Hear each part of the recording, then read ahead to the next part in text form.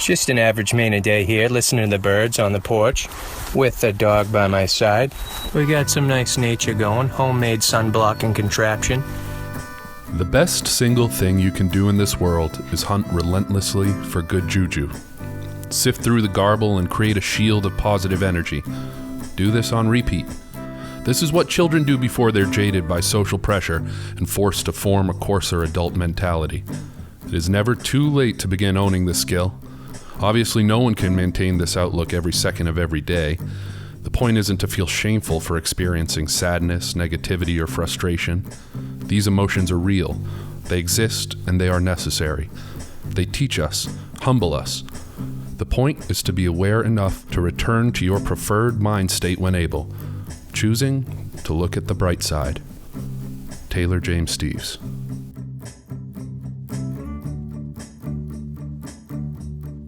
I would describe Taylor as passionate.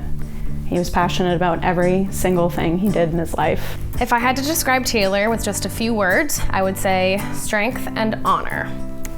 Taylor gave his heart and soul in everything he did, and you could feel it.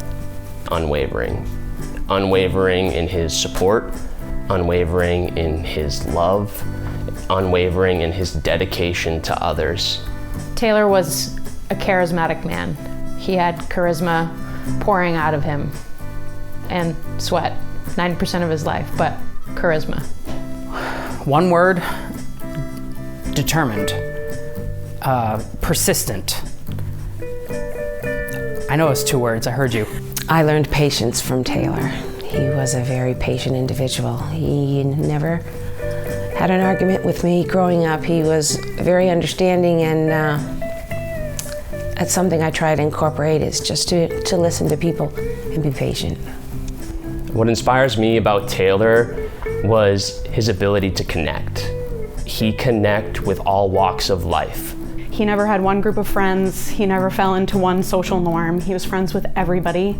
And I've always been super envious of the fact that he could just connect with people on such a deep level. He never felt boundaries. He never knew of any barriers. It was very admirable. I don't know where he got it. His entire life, he just believed. I can remember when he was going through treatment and he was down to one lung, he took us on a hike up a mountain that we overnighted.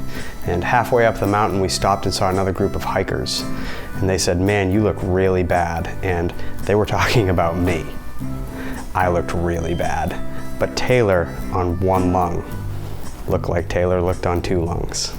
We were all out at a birthday party or some sort of an event, and Taylor was on the dance floor before everybody, sweating before everybody, and had to take his shirt off down to his undershirt because he was grooving so hard and sweating so hard. And that is who Taylor was. First to join the party, first to invite everybody down, and the first to sweat.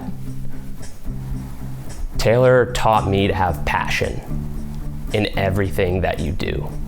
I went to go see him in the hospital, and I came around the corner and I see Taylor walking down the hallway with his little IV pole beside him, and he's just scooting along. And at this point, his pace was not very quick.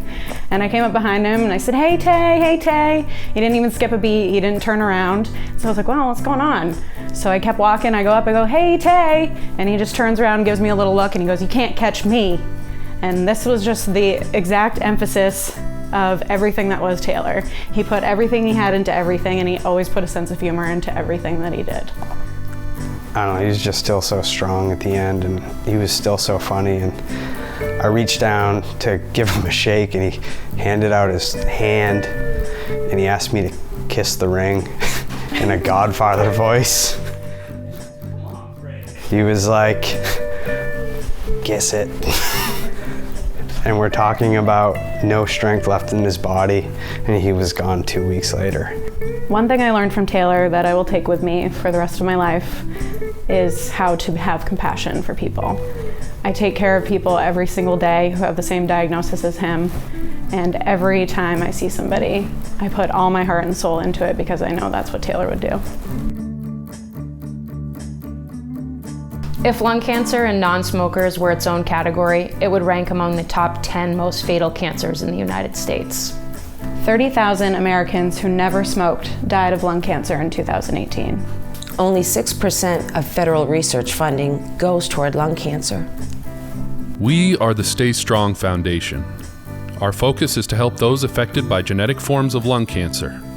Our mission is to identify patients and families in need of support during their fight. Our inspiration? Taylor Steves. His brave battle and tenacity for life is what keeps us motivated. To learn more about what you can do, head to STAYstrongFoundation.org. You can also follow us on Facebook for an up-to-date list of our upcoming events. And always, stay strong.